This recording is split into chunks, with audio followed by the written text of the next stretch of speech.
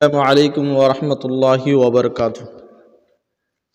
الحمد للہ الذی علم بالقلم علم الانسان ما لم يعلم واشهد ان لا الہ الا اللہ وحدہ لا شریک لہ واشهد ان محمدا عبدہ ورسولہ، اما بعد۔ عزیز طلباء، گزشتہ درس میں اصول فقہ میں سے اصول پر بحث ہوئی تھی، اور اسی طرح اصول فقہ و فقہ کے ادوار، ان کے نشو و نامہ وغیرہ پر بھی تفصیلی گفتگو ہو چکی ہے۔ آج ہم آپ کے سامنے کلمہ فقہ کو لے کر کے حاضر خدمت ہے۔ کلمۃ الفقہ، مؤلف رحمہ اللہ کہہ رہے ہیں کہ الفقہ لغتاً الفہم، فقہ کا لغوی معنی سمجھنے کے ہیں۔ جیسے کہ اللہ رب العالمین کا قول موسیٰ علیہ السلام کی حکایت بیان کرتے ہوئے وَاحْلُلْ عُقْدَةً مِّن لِّسَانِي يَفْقَهُوا قَوْلِي،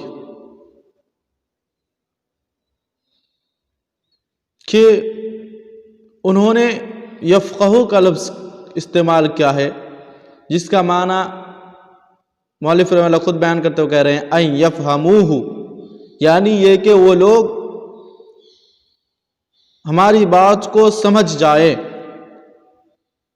تو گویا کہ یہاں یفقہو کو یفہموہ کے معنی میں استعمال کیا گیا ہے کہ الہ العالمین میرے زبان کی گانٹھ کو کھول دے تاکہ یہ لوگ میری زبان سمجھ جائے۔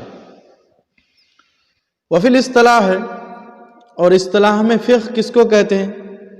تو کہہ رہے کہ العلم بالاحکام الشرعیۃ التی طریقها الاجتہاد من ادلۃ التفصیلیہ، تفصیلی ادلہ سے اجتہاد کے ذریعے احکام شرعیہ کو سمجھنے کو فقہ کہتے ہیں۔ فاصول الفقہ، تو اس صورت میں اصول فقہ یہ بنی کہ اذ قواعدہ التی یبنى علیہا، کہ وہ قواعد جن پر اس کی بنیاد ڈالی جائے، جن پر وہ فقہ کی بنیاد ڈالی جائے۔ اس کے بعد مؤلف رحمہ اللہ فقہ کی جو اصطلاحی تعریف کیے ہیں، اس کی تعریف کی وضاحت کرتے ہوئے، اس کے قیود احترازیہ کو بیان کرتے ہوئے یوں فرما رہے ہیں کہ شرح و تعریف الفقہ، فقہ کے تعریف کی تشریح۔ فقہ کی تعریف میں جو کئی چیزیں ہیں، جیسے علم ہے، احکام شرعیہ ہے، اجتہاد ہے، تفصیلی دلیلیں ہیں، تو ان میں سے ایک کو وضاحت کرتے ہوئے مؤلف رحمہ اللہ کہہ رہے ہیں المراد بالعلم، العلم بالاحکام الشرعیہ میں علم سے مراد ما یشمل غلبۃ الظن، جو ظن غالب کو شامل ہو، جیسے اللہ رب العالمین کا قول فَإِنْ عَلِمْتُمُهُنَّ مُؤْمِنَاتٌ أَيْ ظَنَنْتُمُهُنَّ، اگر تم ان عورتوں کو مؤمنہ گمان کرو، تو گویا کہ ظن غالب علمتموہن کے معنی میں استعمال کیا گیا ہے، تو علمتموہن ان علم کا معنی ظن غالب کا ہوا۔ اس کے بعد جو احکام شرعیہ بیان کیا گیا ہے، تو اس سے کیا قیود احترازیہ نکلتے ہیں اور اس کی تشریح کیسے کر سکتے ہیں، مؤلف رحمہ اللہ دوسرے نمبر پہ کہہ رہے ہیں اور احکام شرعیہ سے مراد الوجوب والندب والحرمہ والکراہہ والاباحہ، احکام شرعیہ سے مراد یہی سے مراد ہے، یعنی وجوب، مستحب یعنی استحابیات، اس طرح حرمت، کراہت، اباحت وغیرہ ذالک۔ فیخرج بقید الشرعیہ، تو احکام کے ذریعے جب شرعیہ کی قید لائیں تو اس سے کیا ساری چیزیں نکل جاتے ہیں؟ الاحکام العقلیہ، یعنی احکام عقلیہ نکل جاتے ہیں۔ عقلی احکام جو ہیں وہ شرعی احکام یعنی شریعت کے قید سے نکل جاتے ہیں۔ عقلی احکام، جو احکامات عقل میں آنے والی ہو، جیسے الواحد نصف الاثنین، ایک جو ہے وہ 2 کا آدھا ہے، یا پھر یہ کہ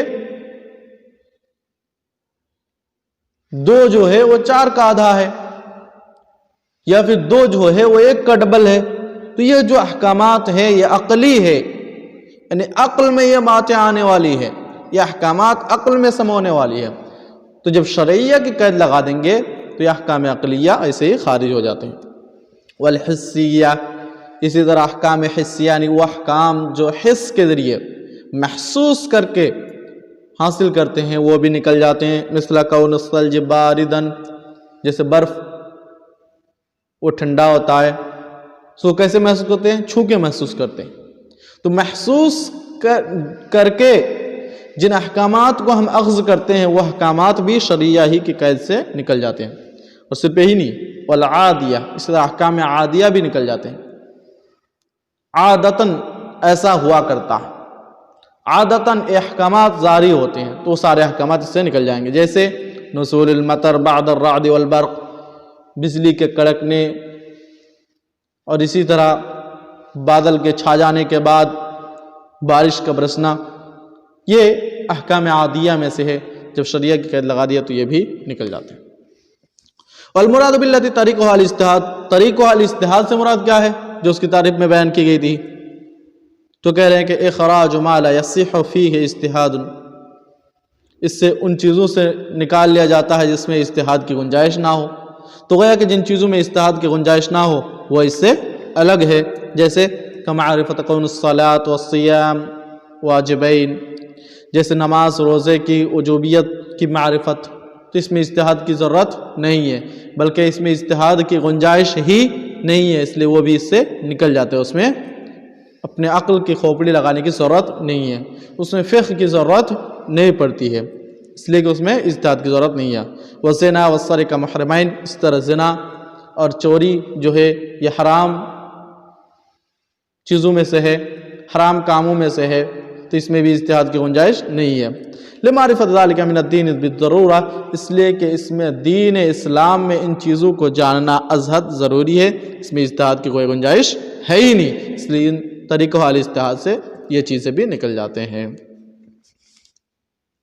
یہ تھی فقہ کی تعریف اور اس کے تعریف کی شرح۔ اب اس کے بعد مؤلف رحمہ اللہ آپ کو کچھ پیچھے کی طرف اشارہ کرتے ہوئے بیان کر رہے ہیں کہ جیسے سب سے پہلے انہوں نے بیان کیا تھا کہ اولا تعریفہ باعتبار کونہ مرکبا اضافیا، کہ سب سے پہلے ہم مرکب اضافی ہونے کے اعتبار سے اس کی تعریف کریں گے۔ اس سے پہلے یہ بھی بتایا تھا کہ اس کی تعریف 2 طرح سے کی جا سکتی ہے، ایک مرکب اضافی ہونے کے اعتبار سے اور ایک علم ہونے کے اعتبار سے۔ تو اب تک بحث چل رہی تھی مرکب اضافی ہونے کے اعتبار سے، اب اس کے بعد بڑھ رہے ہیں تعریفہ باعتبار کونہ لقبا، اس کی تعریف اس اعتبار سے کہ وہ ایک علم ہے، ایک لقب ہے لہذا الفن، اس فن کا یعنی اصول فقہ کا، وہ کیا ہے؟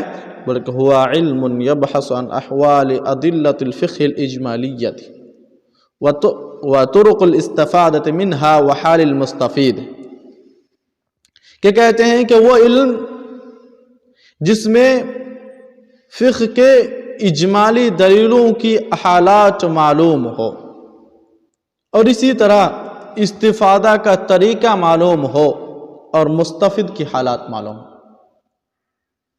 یعنی اجمالی فقہ کے دلیلوں کی حالات اور اس سے استفادہ کرنے اور استفادہ کرنے والے کی حالات جس میں معلوم ہو اس کو اصول فقہ کہتے ہیں۔ شرح هذا التعریف، اس تعریف کی شرح تو بولے کہ المراد بطریق الاستفادہ، استفادہ کے طریقے سے مراد کیا ہے؟